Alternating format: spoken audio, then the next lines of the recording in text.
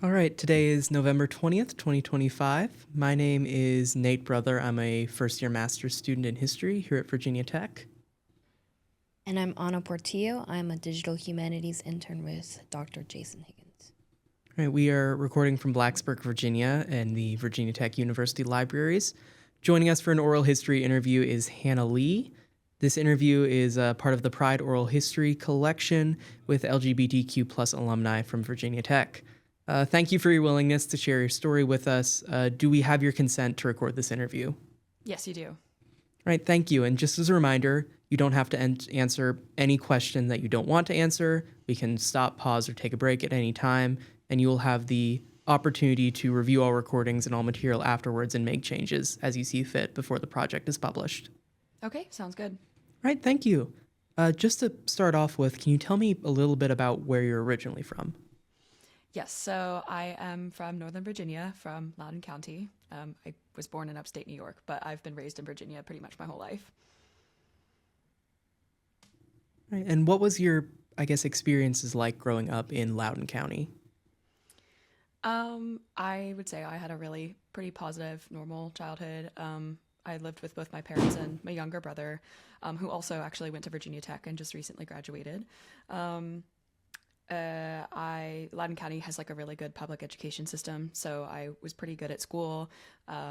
Always was involved in different sports and music, all sorts of different things. And certainly a lot of kids from that area end up going to Virginia Tech as well. So there was a lot of Hokie community in Northern Virginia growing up. So was it part of that, what you said, that Hokie community in Northern Virginia that drew you to Virginia Tech initially?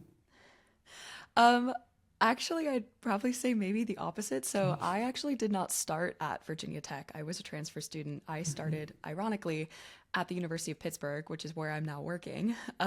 Bit of a weird full circle story. But my freshman year of college was interrupted by COVID, and my family at the time kind of decided that it really probably wasn't a smart decision to be paying out of state tuition to continue going to Pitt when we didn't really know what was going on. So I applied to a couple of different in-state schools, and Virginia Tech was the one that worked out. So that's kind of how I ended up there. All right. Well, thank you. Can you tell me a little bit more about your parents as well? Yeah, definitely. So my mom is from Central New York. She works as a therapist. My dad is from the woodlands of like deep East Texas. He went to West Point and was in the Army for a bit, and now works as a project manager for a defense contracting company. I'd say my parents are, at least on paper, pretty opposite. Also in practice, pretty opposite.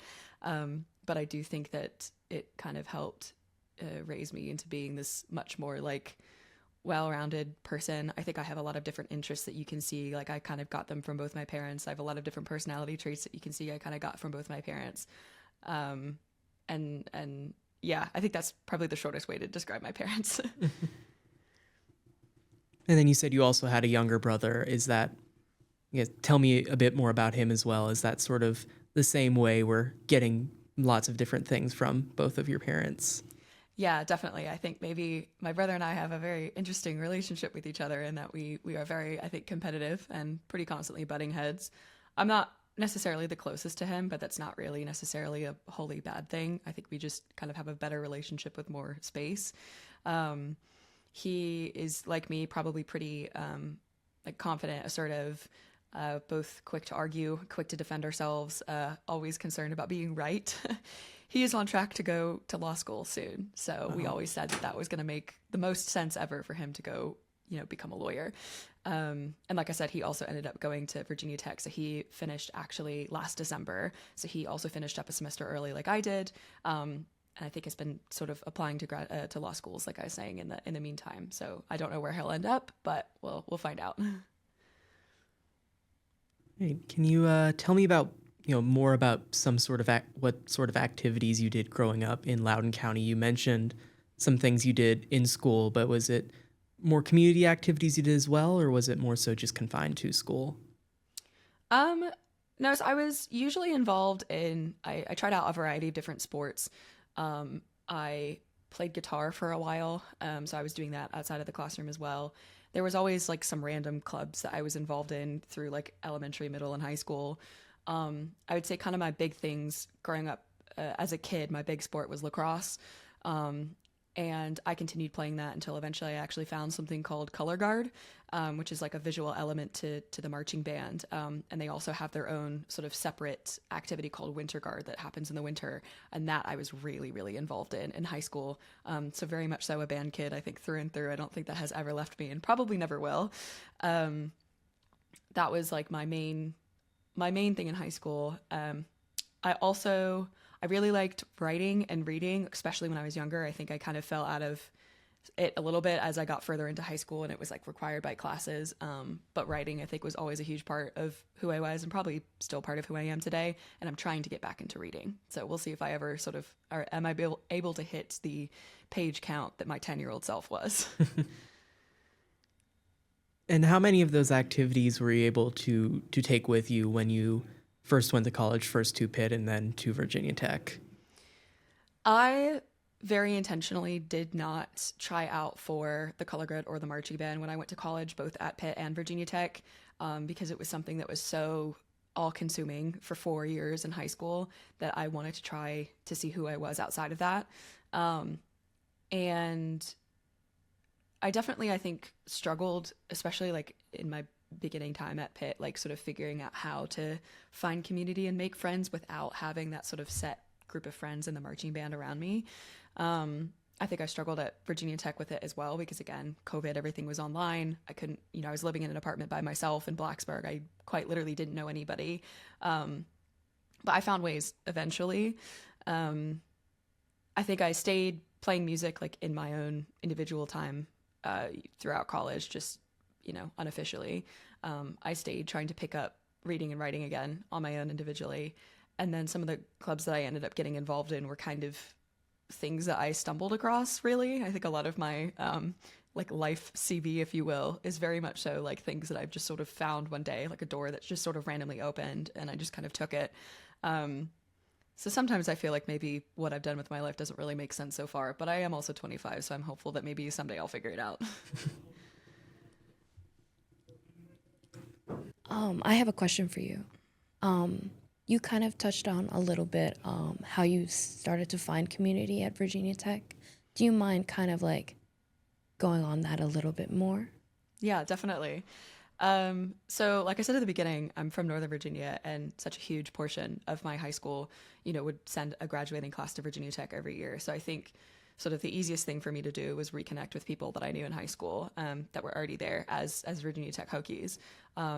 The second thing, I don't think this exists really anymore, but at the time there was actually a pretty like tight-knit Twitter community of like current and former Virginia Tech students who, again, we couldn't really hang out in person. We couldn't really meet or speak in person, but we had Twitter together. Like I said, I don't think it really exists anymore. I think it did kind of fade out after COVID.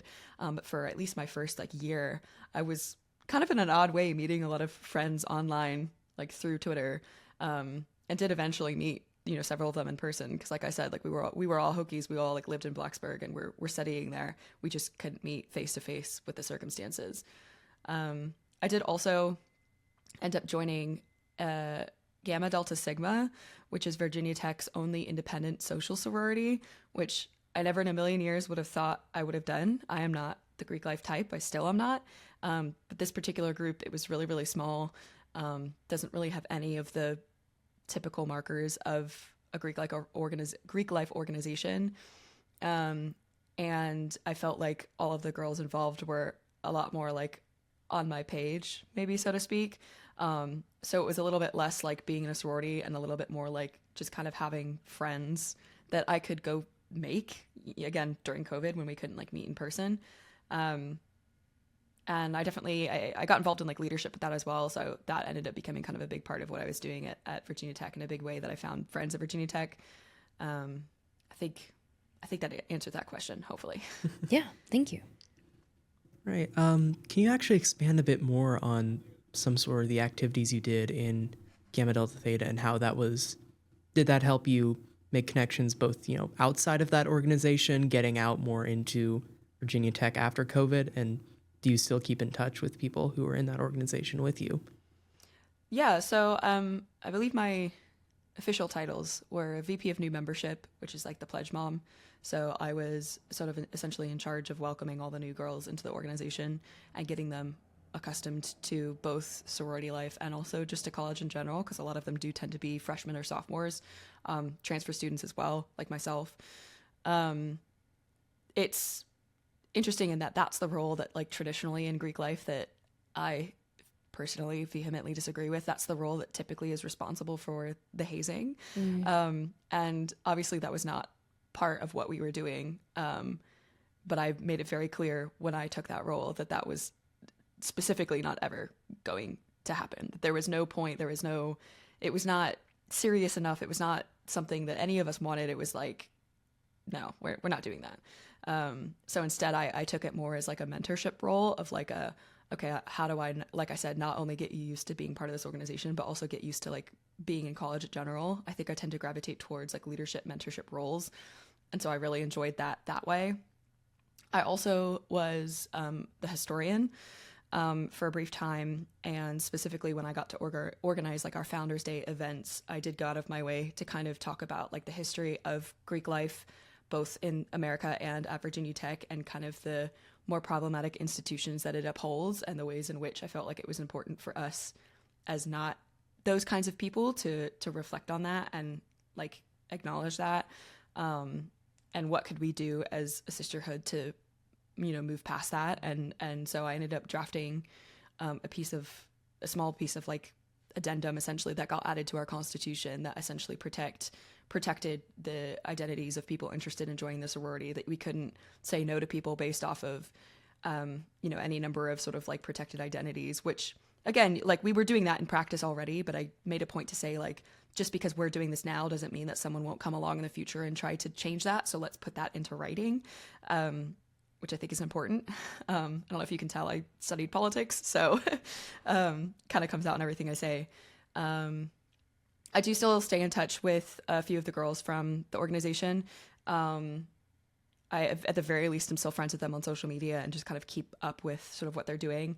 I, for the last 2 years, have been living in London, and one of the girls actually did come to visit me and say hi. She wasn't there just to see me. She was there to see her family as well. But she did like make effort to stop and see me, and we went and had a drink at a pub in London, which was really quite cute together.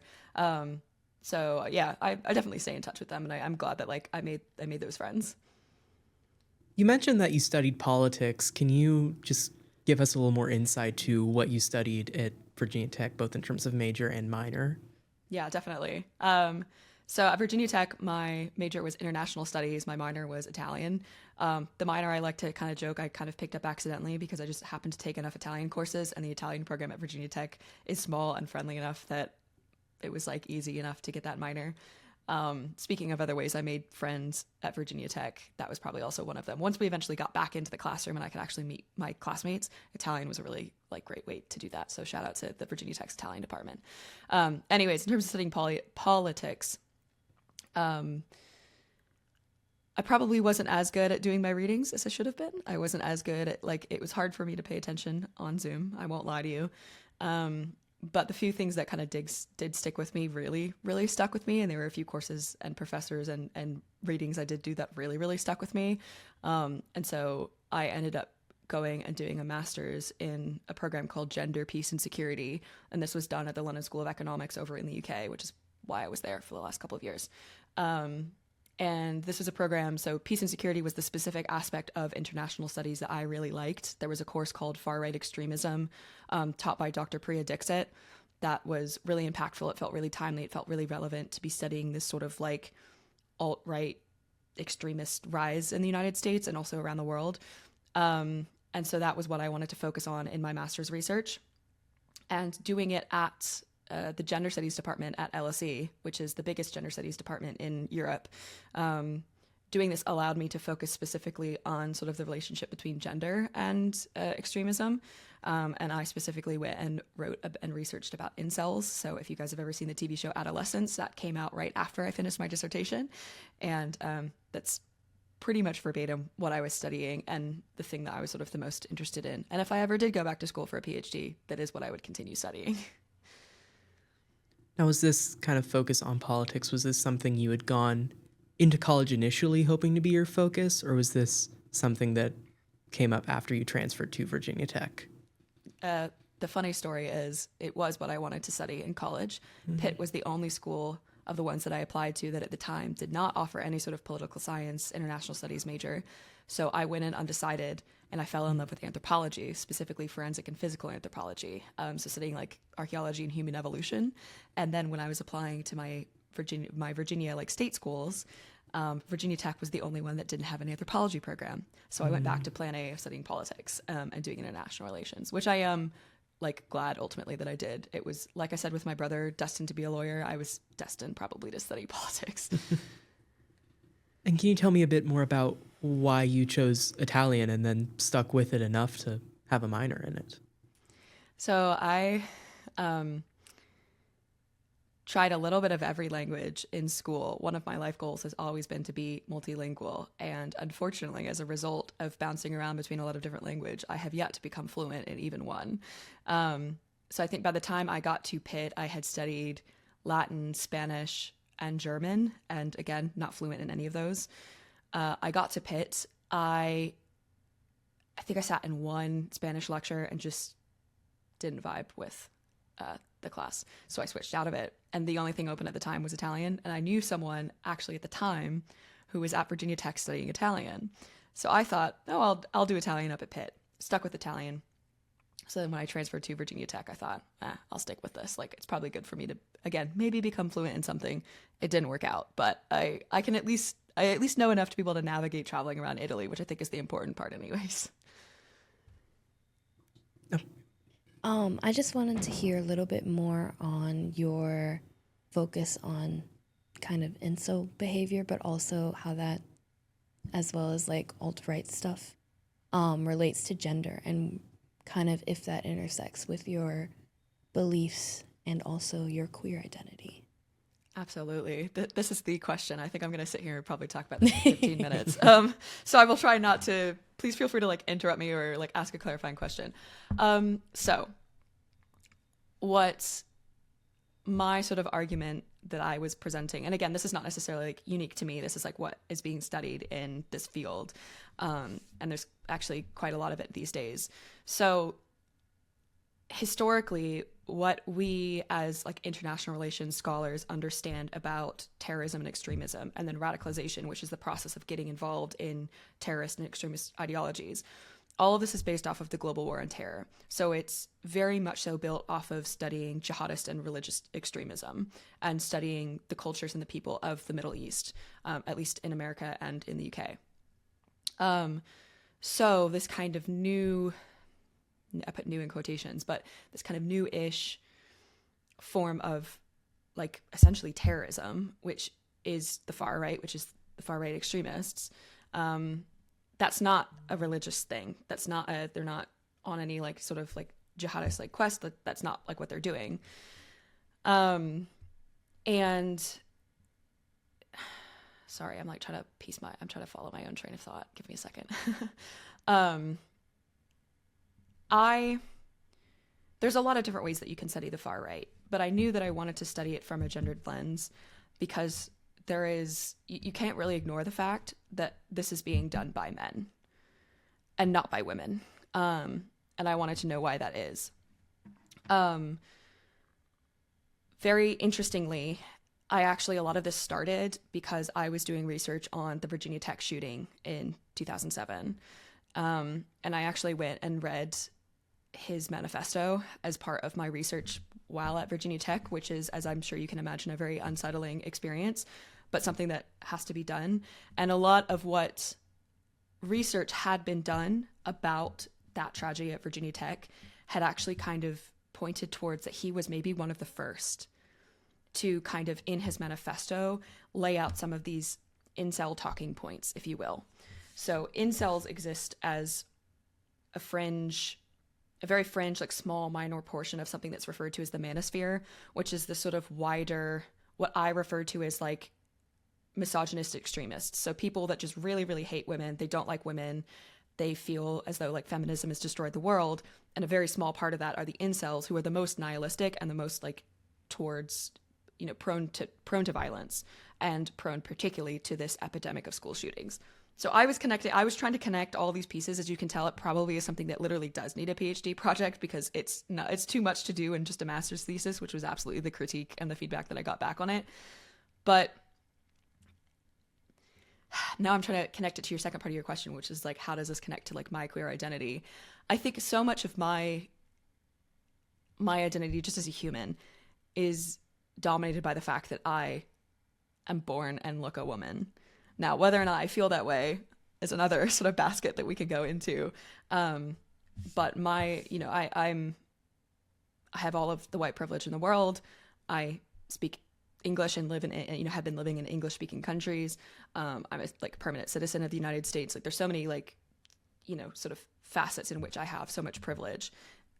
So my female identity really, really sticks out, and I tend to notice things pretty much 24/7 in terms of the way that the world views gender on me, the way that the world views gender on other people, and fundamentally from the youngest age possible, just not understanding this idea that anybody could think that I was not as good at something just because I was a woman.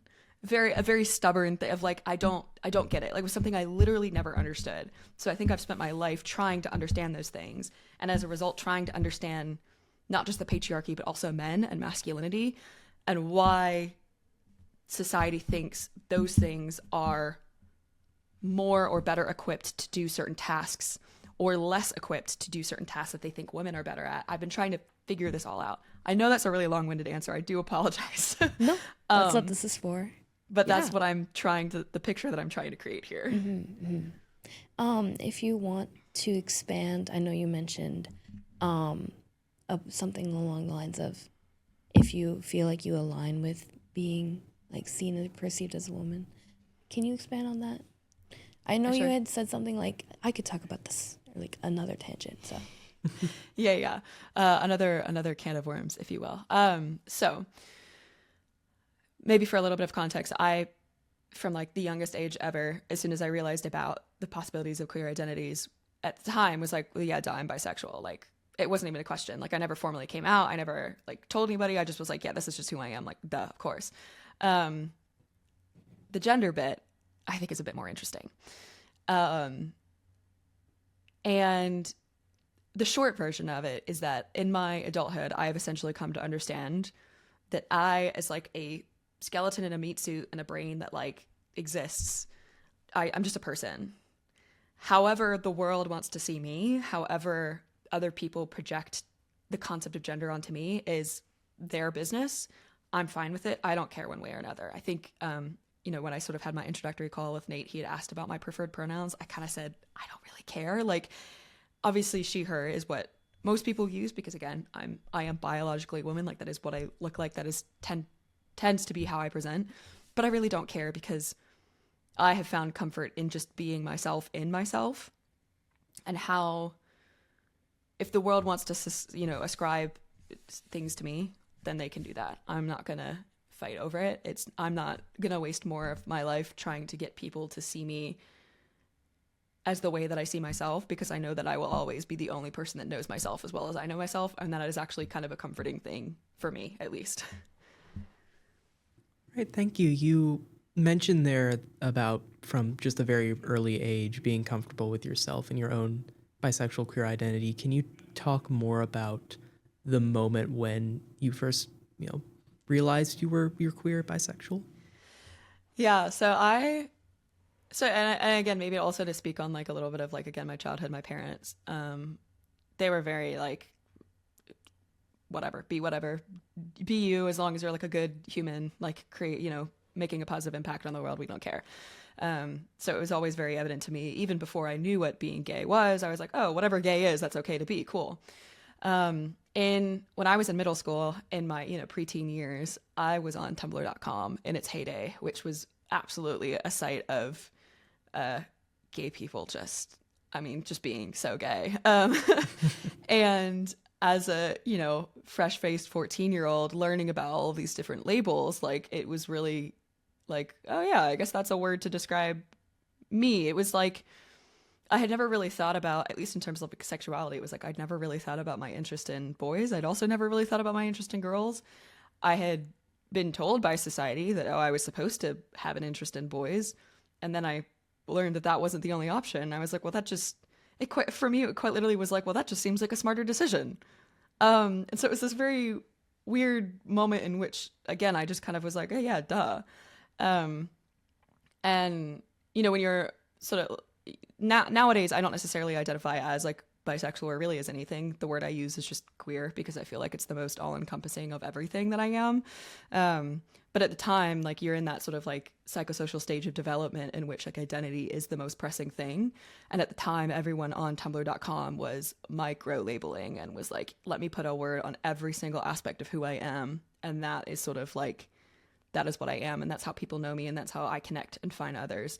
And I was very, I guess, like in that at the time, and have since grown out of it, thankfully, because like I said, I enjoy my life a lot more now, not having to worry about that. But it was probably age appropriate being a preteen. So have you ever felt that pressure to, you know, micro identify, like you said, both in the wider world and on, say, online spaces such as Tumblr? Yeah. So I'm lucky in that it hasn't really come up since high school because I think I've gotten really quite good at articulating this point. But in high school, all of my friends were so like different degrees of like queer. In fact, probably my whole life, all of my friends have been all sorts of different whatever. At the time, though, I had boyfriends and I'd kissed boys. I'd never had a girl, or actually I had a girlfriend, but my friends apparently didn't count it. And there was a lot of, I almost want to call it like conspiracy theory amongst some of my friends who turned out maybe not to be such good friends, that I actually was just straight. And so I had a couple of, again, quote unquote friends in high school that kind of just told me, oh, well, you're just like straight. Like, that's fine. Because I wasn't as gay as them, was essentially what I was told. And so there was a brief moment in time where I was like, okay, fine, I guess I'm straight. And I was like 17. I was like, okay, fine, I guess I'm straight. And that lasted all of 2 minutes. Because I, again, grew to just be comfortable and like, comparing my queerness to someone else's queerness is like not really ever going to be productive for anybody involved in that conversation. And if I know that I'm me and they know that they're them, all we have to do is just sort of respect each other's space. And that's all that matters. So I very much so kind of, thankfully, again, moved past that sort of era of everyone accusing everyone of queer baiting in real life, even though you can't really queer bait in real life. And thankfully nowadays, even though I still probably really have only kissed boys and had boyfriends, no one really questions that I am queer because it's so part of who I am that it doesn't matter like who I'm dating or who my partners are or what I look like, or, you know, the fact that I wear makeup or the fact that I like wear dresses. Like that stuff doesn't matter because all of us ultimately know that like we're our own degrees of queer. I do have a question. Could you expand a little bit on the experience of your friends not counting your girlfriend as a thing? Yeah. I mean, so yeah, essentially, like, you know, I was 14, so again, we'll give 14-year-old me some grace, but it was very much so like my best friend at the time, she and I both kind of had our quote unquote gay crises at the same time, both in the trenches of tumblr.com. And I sort of just asked her the middle school dance. This is so 2014. And I just sort of asked her to the middle school dance and she said yes, because we were both like gay questioning at the exact same time. So why the hell not?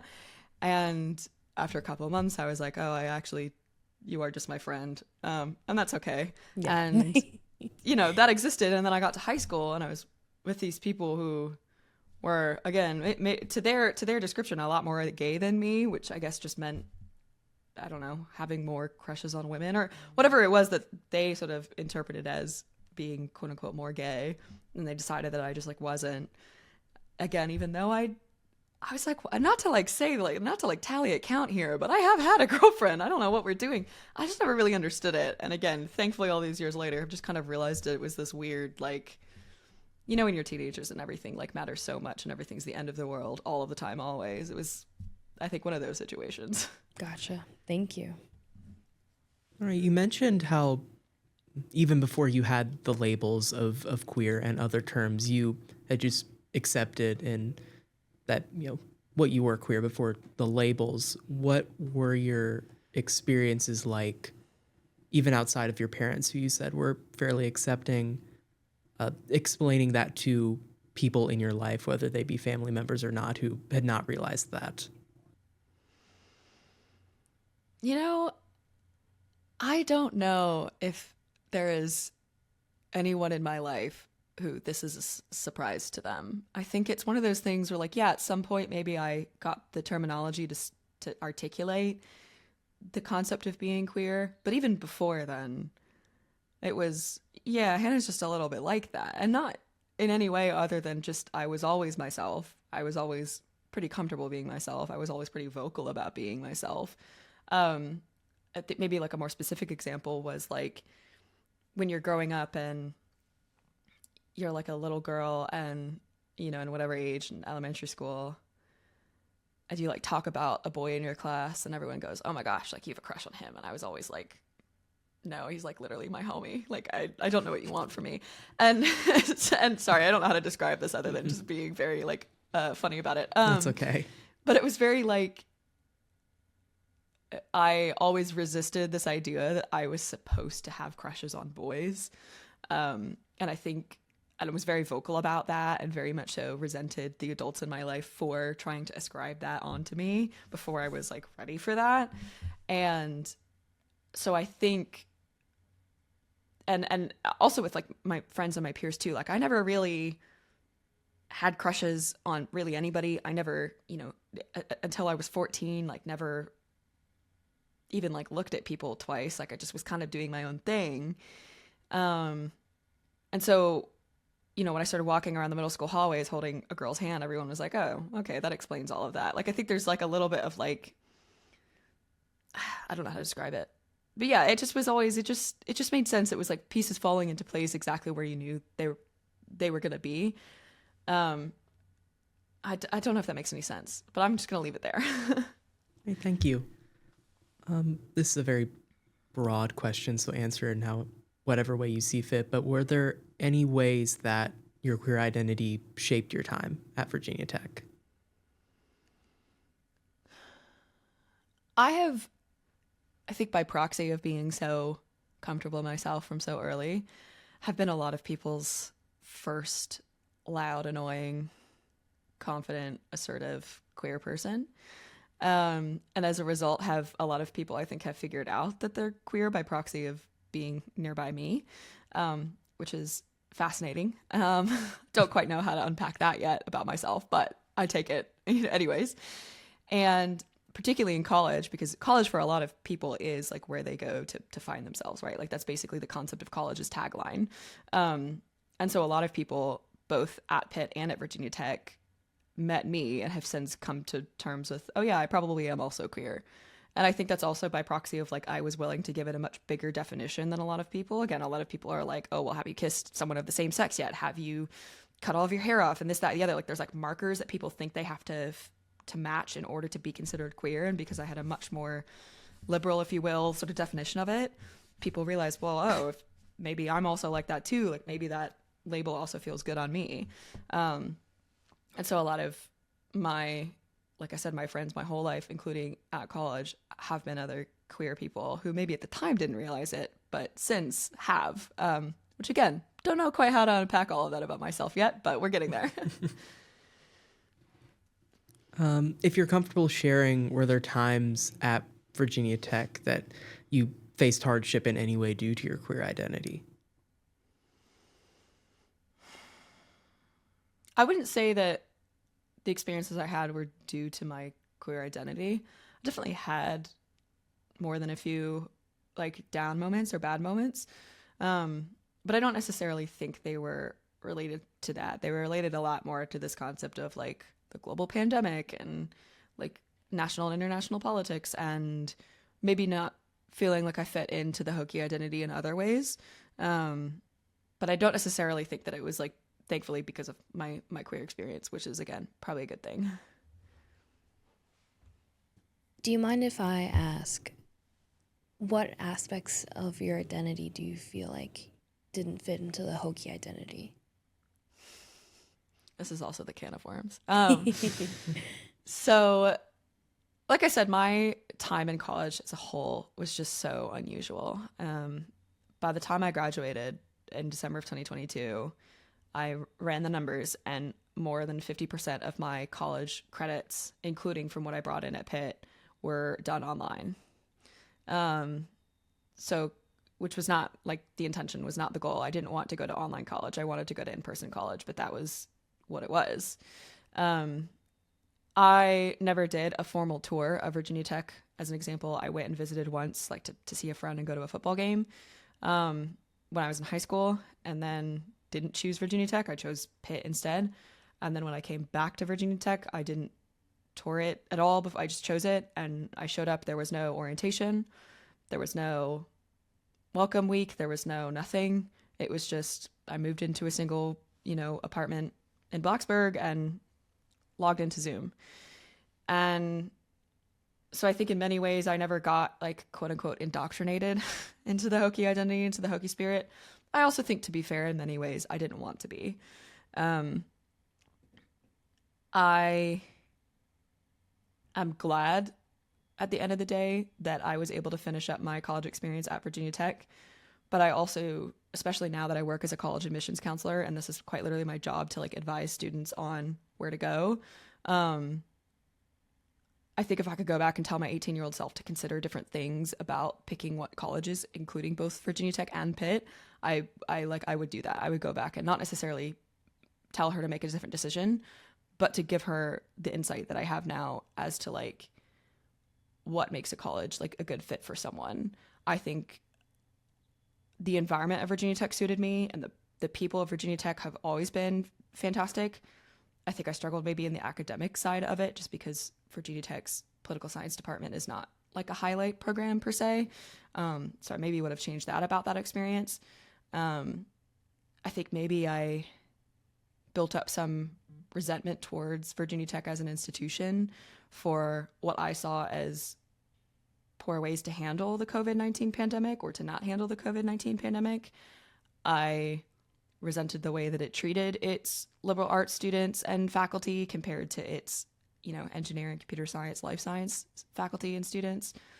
I worked as an intern, a marketing intern for the Department of Computer Science. So I actually did get to see pretty directly how different our experiences were.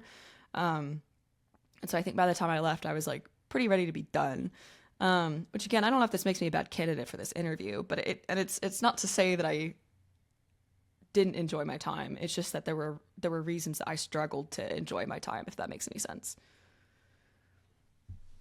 If you don't mind, could you expand on one of the things you previously mentioned, which was the difference between, say, a liberal arts experience at Virginia Tech and other types of experiences?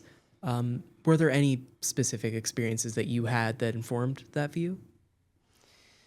I mean, I think like I felt so bad walking into my professor's office hours in these like really dingy buildings that were dark and the heat or air conditioning didn't work and the ceiling tiles were like falling in, and then going and working my job at the computer science department, who was having all of this brand new stuff being built at Blacksburg and in Northern Virginia. The new campus was opening at the time. I think that's like a hard thing for an institution, not a person, but an institution to put out a platter in front of a easily resentful 21-year-old and say, hey, you're paying the exact same amount of money as the rest of them. I also want to clarify, like I said, I was always destined to study politics. I am this way with literally everything. I am critical of every institution I've ever been part of. It's part of who I am. I've tried to change it. I've also realized it's probably not something to change about myself. So I also always like to clarify that I am not critical of things that I don't care about. I would not be sitting here in front of you all today if I didn't care about what it was like to be at Virginia Tech. If I didn't someday I would love to become a millionaire and donate $8 million to get a brand new political science building built at Virginia Tech. Someday, if I get there, that will be the goal. So I always, like I said, want to make sure that I clarify that like my criticisms are not from a place of just dislike. It's from a place of like, I want to see this person, this thing, this organization, whatever it is, get better. And that's how I show my care for something, essentially. Right. Well, thank you. You've talked a little bit about your life since graduation with London and Pittsburgh, but could you, I guess, outline everything you've done since you graduated in December of 2022? Yeah. So one of the things I didn't get to do in college because of my time being in the pandemic was study abroad. And that was like the one thing that I really wanted to do in college, no matter where I was from the beginning. So in January of 2023, so right after the holidays, I took myself to New Zealand for 4 months and was backpacking and working in New Zealand. Kind of went pretty much all over both of the islands. It was an incredible experience. I will go back to New Zealand someday. It's hopefully where I'll just end up permanently at some point or another. And that was really, really eye-opening. And being around like not Americans, like in length for the first time in my life, getting to know people who hadn't gone to college, hadn't gotten degrees, and were still living perfectly happy, healthy, normal lives. That was really like good for me. So I ended up applying to grad school, both of them being not in America. I applied to, like I said, the London School of Economics, which is where I ended up going. I also applied to the University of Sydney in Australia, just kind of thinking if it works out, it works out. If it doesn't, it doesn't. And then went back to the US to do a job working for a drum corps, which is essentially like a really advanced marching band. Like I said, I'm once a band kid, always a band kid.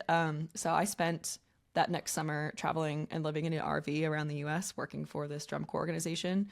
You know, it's like 250, 300 young people that play their instruments and compete with each other. And I was helping to support that. And I found out that summer that I'd got accepted and gotten an offer to LSE. So I started that in September of 2023. So just about not a full gap year, but, you know, like a good semester and summer gap between Virginia Tech and that. I moved to London for that, was doing that. It's a year-long program. Only about 6 months of it was actually in classes. The other 6 months of it was just doing my research. So I definitely spent a lot of time traveling. I also did an internship working for a criminal justice reform organization. They're like a nonprofit research institute that was looking at like sort of alternative ways to envision the criminal justice system around the world. And then ended up finding a part-time job working at a different nonprofit organization that was doing essentially urban development and community advocacy. Was doing that while trying to find something full-time.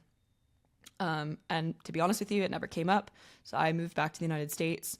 I'm still in touch with the friends that I made at the University of Pittsburgh, one of them who now works the role that I am also in. So she essentially said, hey, this role's opened up.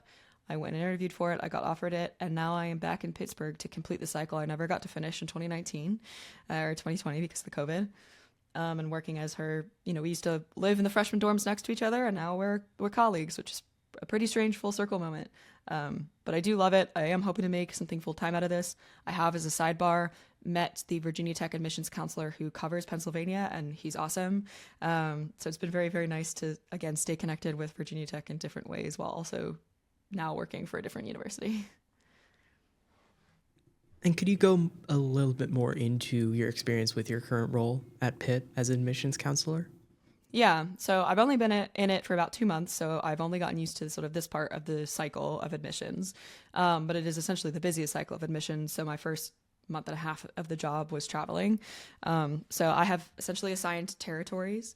So it's a couple different counties. Mine are all in southeast Pennsylvania, just outside of Philadelphia. And my job is essentially to go to college fairs and also to visit high schools and essentially talk to the students about the Pitt admissions process, about whether or not Pitt is the right decision for them, and then help them just in any of those questions that they may have along the way.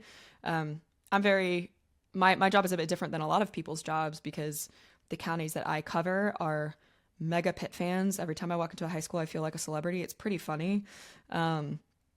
So I don't necessarily have to sell them on the idea of Pitt. They're already in it. I just sort of have to help them through that application process, and then help them make sure that decision is right for them. So I've kind of, you know, we're sort of winding off of the bulk of the applications being sent in through the fall.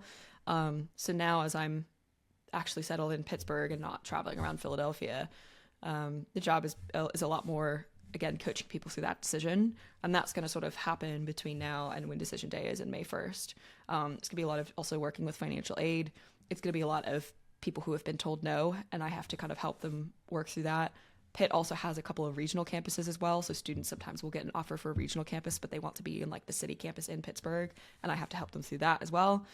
And then the summer it starts all over again, and I go back out to high schools and I recruit essentially.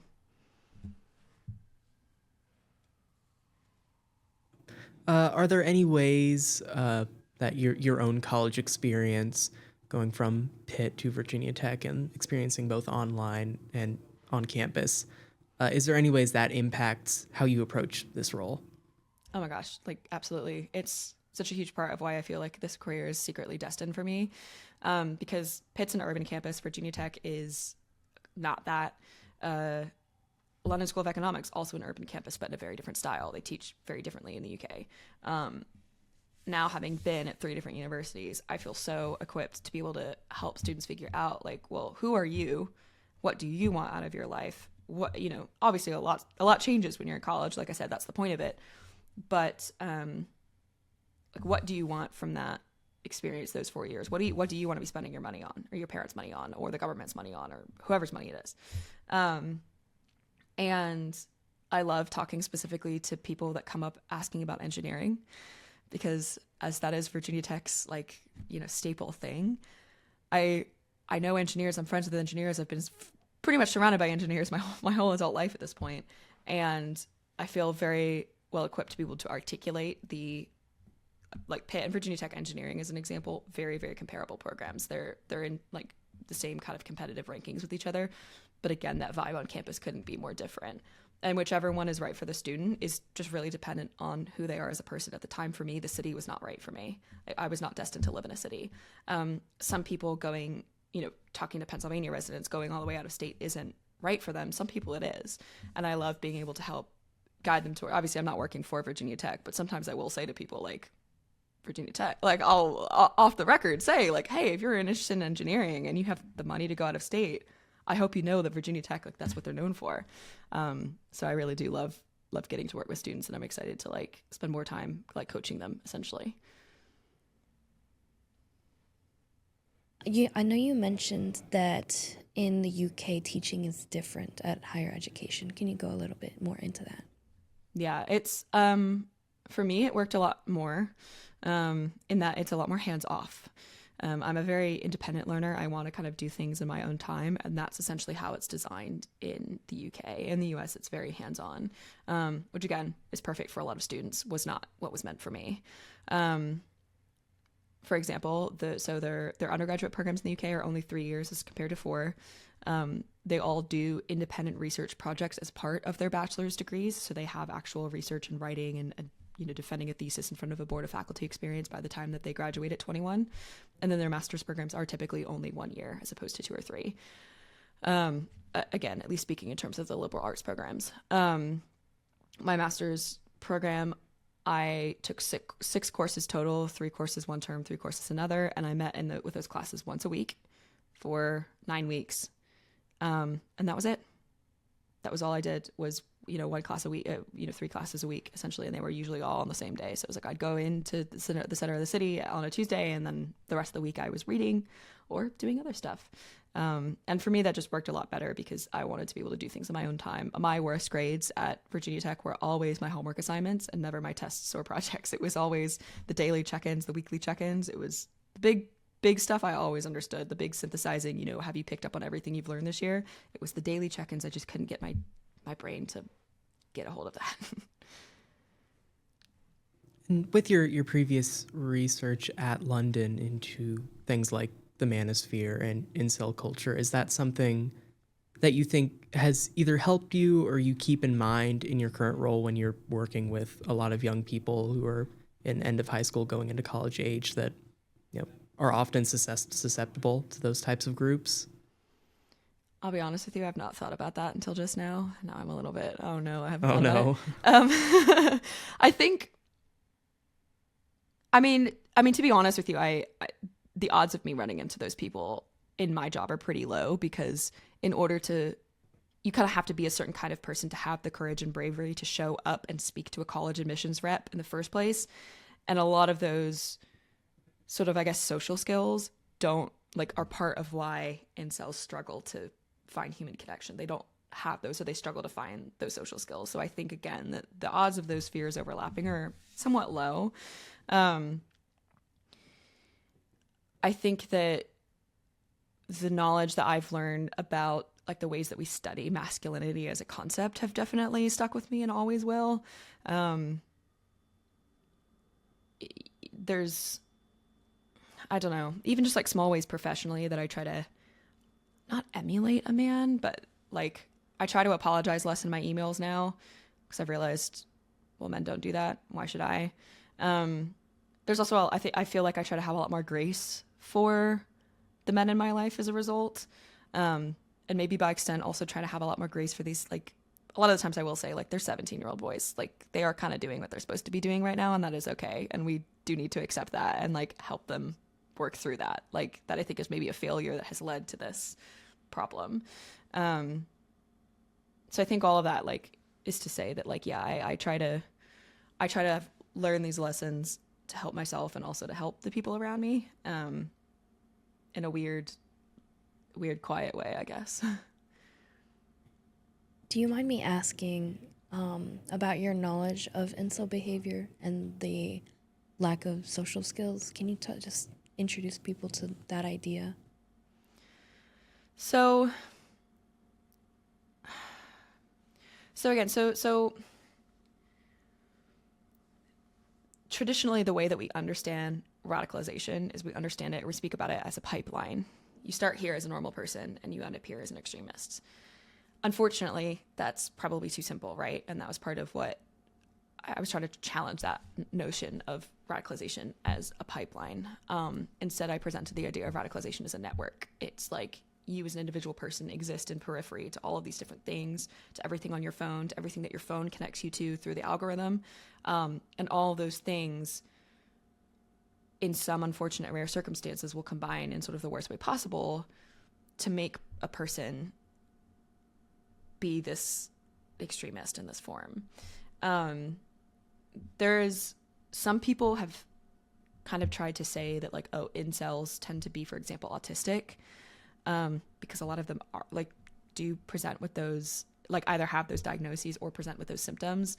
But I think it would be too easy to say that that's what's going on here, because there's also plenty of circumstances of people that believe in this ideology that women run the world and do so at the cost of men, that feminism has ruined women, that feminism has ruined men's ability to be with men, to be with women in a romantic or sexual capacity. To sort of attribute that to something like autism is just so, like, dismissive of the entire, like, problem, and also, like, not a good thing to ascribe to a group of people that already struggle to fit in society.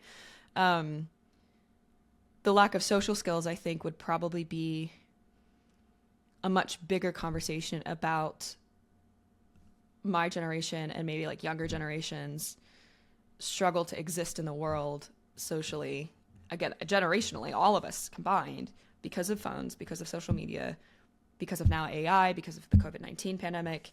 All these things have kind of, again, created this sort of bad recipe for, there's a lot of ways in which we all don't really know how to speak to each other anymore. Some of it is also that we are trying to challenge the status quo. I think there's a lot of ways in which social norms are being eroded because we've realized that they're stupid and they're bad, and they reinforce these, problematic institutions. But a lot of it is, I think, a collective misunderstanding of how to exist with one another and how to achieve community and how to achieve belongingness in a world that is very much so set up for us to not really care about each other in that way. And then incels are just a particularly extreme and really, really unfortunate, like, subset of that issue, I think. Do you think that, kind of going off of your topic of technology, especially in these days, do you think that that is, like, essential to kind of, like, the experience of incels? Yeah, probably. I mean, extremist ideologies in general, like, need a way to spread. And I do think that it's probably not a coincidence that the war on terrorism, as you will, if you will, is a pretty 21st century experience. That's not to say there haven't been radicals at, you know, every point of human history. Of course there are, but the way in which it spreads is so much different and so much slower. So a lot of incels find each other on these really, you know, deep web fringe forums. And part of what I was studying at the time was what elements of those fringe groups have risen to the mainstream that you can just find on YouTube, that you can just find on Twitter, that you can just find on, you know, whatever sort of platform. But I do think, yeah, the internet is for really not just the alt-right, but really for any extremist group, a really critical, like, way of finding, recruiting, and indoctrinating people into these, like, belief systems. Thank you. Right. Given your role as an admissions ambassador and your own experience with college, is there any advice you would give any, you know, current students or future students who may be watching this interview?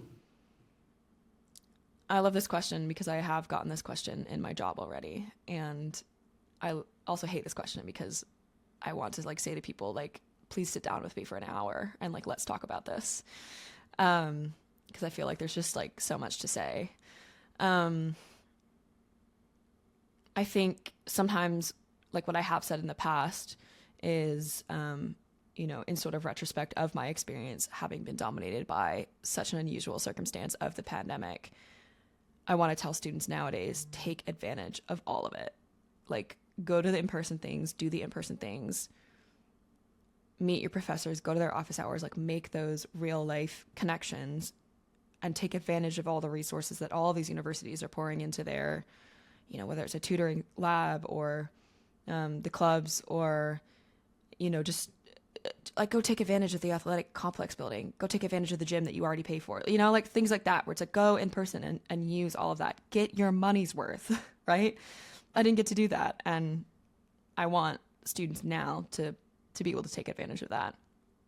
I think also something that I, like, took with me to grad school, for example, and also in a way took with me to Virginia Tech that I learned from my freshman year, was have a sense of respect for yourself and knowing who you are and knowing what your boundaries are. And absolutely, college is when you should push yourself, but it does not mean that you should push yourself so far that you literally, like, don't have the energy to exist anymore. I think, especially that maybe for people like me who are a little bit more introverted, like, it's really, really hard to find alone time in college. Find alone time and enjoy it. In the same right, a lot of people feel like they spend a lot of time alone in college and they feel quite lonely in college. Learn to be comfortable with the loneliness. Learn to exist with yourself. Learn to feel some sort of sense of, maybe not necessarily full comfort, but not avoid the discomfort when you are alone and you're by yourself doing whatever it is that you're doing. Both of those things at the same time, I think, are really important skills to learn in college that I eventually have kind of figured out. I think I'm probably still figuring them out, but eventually, like I said, I'll get there. Right. And in a similar mode, if you could go back and give your own younger self advice, whether it be about the experience in college or your own identity, what would you say? Probably a little bit of what I was just saying there at the end about, like, have some sense of, like be honest with yourself about what you can and can't take on, and be honest with yourself about what you should and shouldn't take on, and where you're spending your energy, and, like, what you're taking the time to do. I think if I had been more strategic about all of the eggs in all of the different baskets, if you will, I probably would have been able to get a lot more out of my college experience and get a lot more that is helpful, like, as a post-grad adult today. I do not regret my college experience. I do not regret the choices that I made. I think they were necessary to become who I was. But with the, you know, forbidden curse of hindsight, I do think I should have spent more time on other things and less time on the things I did spend my time on. I know that that's really vague, but my past self knows what I mean.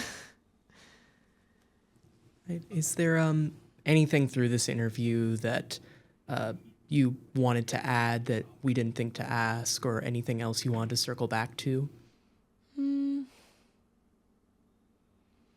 Maybe just to go back to the earlier point of my feeling like I never fit into the concept of a Hokie. I would love for the whole Virginia Tech community to really spend time challenging what they think Virginia Tech is and what they think Virginia Tech should be. I think there's so much changing right now in the world, in our country, in higher education at Virginia Tech. And where those changes take us in the future is so dependent on what we do right now and what we want to become or what we don't want to become. I would love to see more people like me be both comfortable with being who they are and also being a Hokie. And I do love telling people I'm a Hokie because I get to explain to them what a Hokie bird is, and it's very funny.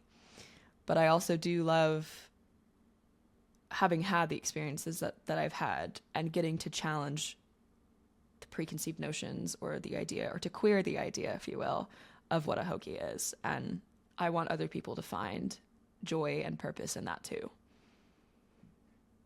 Right. What steps do you think, whether it be, say, the administration of Tech or, the Hokie student body, can take to start expanding this definition of being a Hokie?